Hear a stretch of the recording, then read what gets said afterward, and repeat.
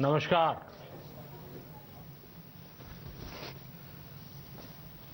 Corona वैश्विक महामारी के खिलाफ लड़ते लड़ते अब हम अनलॉक 2 में प्रवेश कर रहे हैं और हम उस मौसम में भी प्रवेश कर रहे हैं जहां सर्दी, जुकाम, खांसी, बुखार ये सारे न जाने क्या क्या होता है, ये मामले बढ़ जाते हैं। ऐसे में मेरी आप सभी देशवासियों से प्रार्थना है कि ऐसे समय अपना ध्यान रखिए। साथियों, ये बात सही है कि अगर कोरोना से होने वाली मृत्यु दर को देखें तो दुनिया के अनेक देशों की तुलना में भारत संभली हुई स्थिति में है। समय पर किए गए लॉकडाउन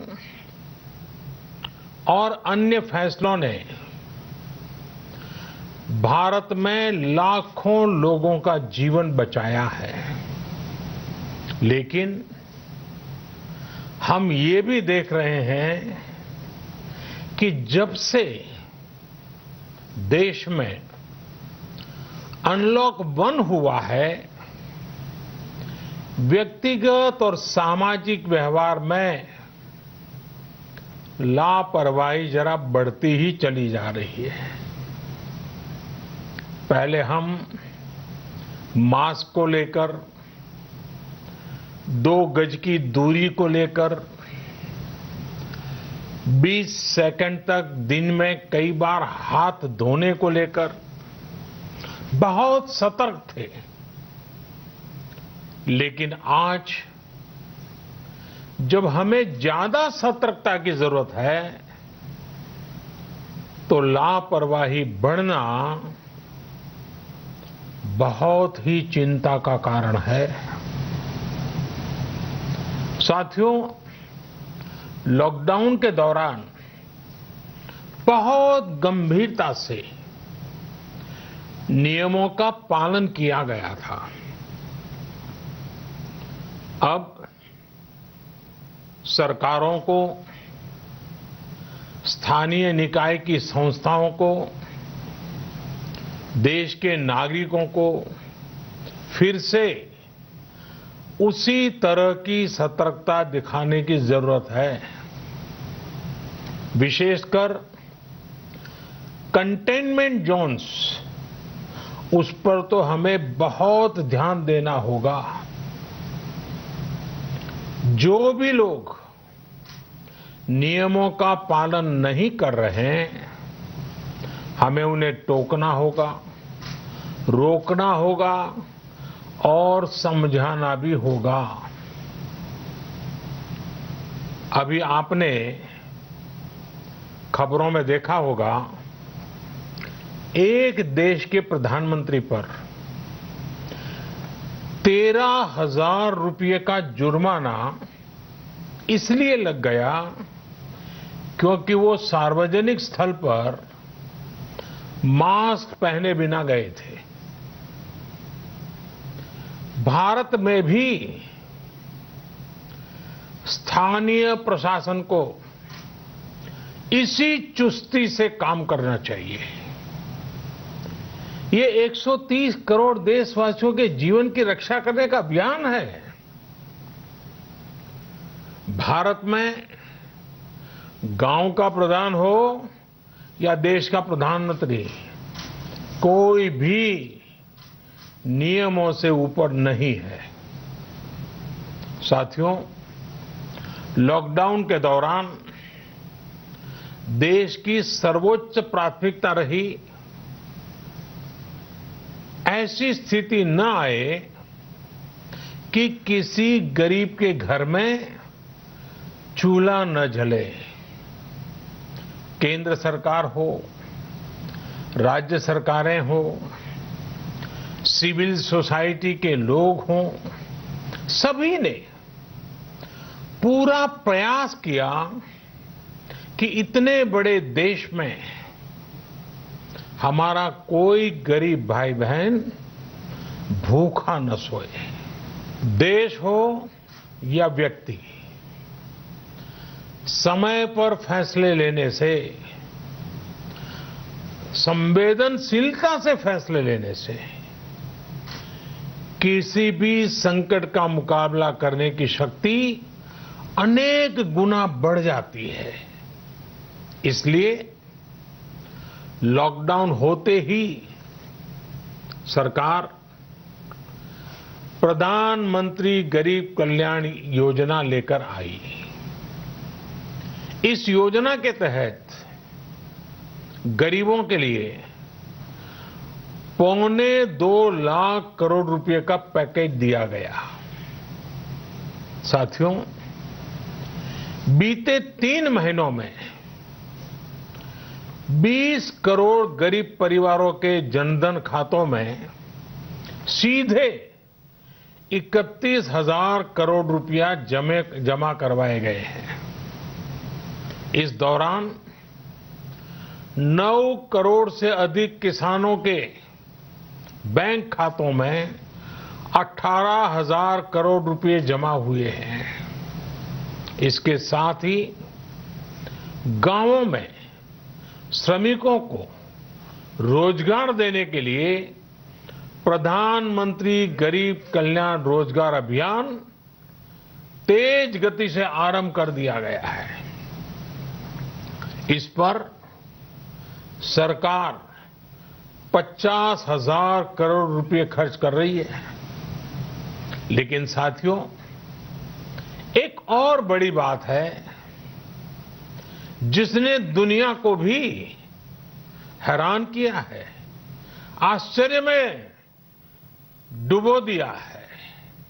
वो ये कि कोरोना से लड़ते हुए भारत में 80 करोड़ से ज्यादा लोगों को 3 महीने का राशन, यानी परिवार के हर सदस्य को 5 किलो गेहूं या चावल मुफ्त दिया गया।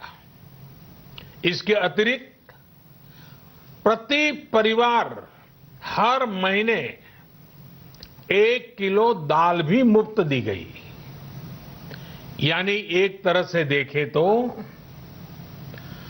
अमेरिका की कुल जनसंख्या से 2.5 गुना अधिक लोगों को, ब्रिटेन की जनसंख्या से 12 गुना अधिक लोगों को और यूरोपियन यूनियन की आबादी से लगभग 2 गुने से ज्यादा लोगों को हमारी सरकार ने मुफ्त अनाज दिया है। साथियों, आज मैं इसी से जुड़ी एक महत्वपूर्ण घोषणा करने जा रहा हूं। साथियों, हमारे यहां वर्षा ऋतु के दौरान और उसके बाद मुख्य तौर पर कृषि क्षेत्र में, एग्रीकल्चर सेक्टर में ही ज्यादा काम होता है। अन्य दूसरे सेक्टरों में थोड़ी सुस्ती रहती है। जुलाई से धीरे धीरे त्योहारों का भी माहौल बनने लगता है। अब आप देखिए, अभी 5 जुलाई को गुरु पूर्णिमा है, फिर सावन शुरू हो रहा है, फिर 15 अगस्त आएगी, रक्षाबंधन आएगा, कृष्ण जन्माष्टमी आएगी, गणेश चतुर्थी आएगी, ओणम होगा और आगे जाएं तो काटी बिहू है, नवरात्रि है, दुर्गा पूजा है, दशहरा है, दीपावली है, छठी मैया की पूजा है। त्योहारों का ये समय जरूरतें भी बढ़ाता है, खर्च भी बढ़ाता है। इन सभी बातों को ध्यान में रखते हुए ये फैसला लिया गया है कि प्रधानमंत्री गरीब कल्याण अन्न योजना का विस्तार अब दिवाली और छठ पूजा तक, यानी नवंबर महीने के आखिर तक कर दिया जाएगा। यानी 80 करोड़ लोगों को मुफ्त अनाज देने वाली ये योजना अब जुलाई, अगस्त, सितंबर, अक्टूबर, नवंबर में भी लागू रहेगी। सरकार द्वारा इन 5 महीनों के लिए 80 करोड़ से ज्यादा गरीब भाई बहनों को हर महीने परिवार के हर सदस्य को 5 किलो गेहूं या 5 किलो चावल मुफ्त मुहैया कराया जाएगा और साथ ही प्रत्येक परिवार को हर महीने 1 किलो चना भी मुफ्त दिया जाएगा। साथियों, प्रधानमंत्री गरीब कल्याण अन्न योजना के इस विस्तार में 90,000 करोड़ रुपए से ज्यादा खर्च होंगे और अगर इसमें पिछले 3 महीने का खर्च भी जोड़ दें तो ये करीब करीब 1.5 लाख करोड़ रुपया हो जाता है। अब पूरे भारत के लिए हमने एक सपना देखा है। कई राज्यों ने तो बहुत अच्छा काम भी किया है। बाकी राज्यों पर भी हम आग्रह कर रहे हैं कि इसको काम को आगे बढ़ाएं। और काम क्या है? अब पूरे भारत के लिए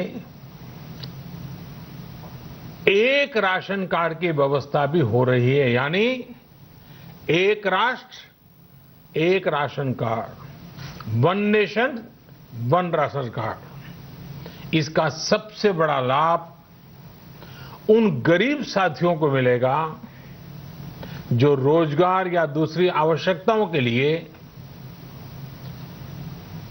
अपना गांव छोड़ करके कहीं और जाते हैं, किसी और राज्य में जाते हैं। साथियों, आज गरीब को, जरूरतमंद को सरकार अगर मुफ्त अनाज दे पा रही है तो इसका श्रेय प्रमुख रूप से 2 वर्गों को जाता है। पहला, हमारे देश के मेहनती किसान, हमारे अन्नदाता, और दूसरा हमारे देश के ईमानदार टैक्स पेयर। आपका परिश्रम, आपका समर्पण ही जिसकी वजह से देश ये मदद कर पा रहा है। आपने देश का अन्न भंडार भरा है, इसलिए आज गरीब का, श्रमिक का चूल्हा जल रहा है। आपने ईमानदारी से टैक्स भरा है, अपना दायित्व निभाया है, इसलिए आज देश का गरीब इतने बड़े संकट से मुकाबला कर पा रहा है। मैं आज हर गरीब के साथ ही देश के हर किसान, हर टैक्स पेयर का हृदय से बहुत बहुत अभिनंदन करता हूं, उन्हें नमन करता हूं। साथियों, आने वाले समय में हम अपने प्रयासों को और तेज करेंगे। हम गरीब, पीड़ित, शोषित, वंचित हर किसी को सशक्त करने के लिए निरंतर काम करेंगे। हम सारी एहतियात बरतते हुए इकोनॉमिक एक्टिविटीज को और आगे बढ़ाएंगे। हम आत्मनिर्भर भारत के लिए दिन रात एक करेंगे। हम सब लोकल के लिए वोकल होंगे। इसी संकल्प के साथ हम 130 करोड़ देशवासियों को मिलजुल करके संकल्प के साथ काम भी करना है, आगे भी बढ़ना है। फिर से एक बार मैं आप सबसे प्रार्थना करता हूं, आपके लिए भी प्रार्थना करता हूं, आपसे आग्रह भी करता हूं, आप सभी स्वस्थ रहिए, 2 गज की दूरी का पालन करते रहिए, गमछा, फेस कवर, मास्क ये हमेशा उपयोग कीजिए, कोई लापरवाही मत बरतिए। इसी आग्रह, इसी कामना के साथ मैं आप सभी को बहुत बहुत शुभकामनाएं देता हूं। धन्यवाद।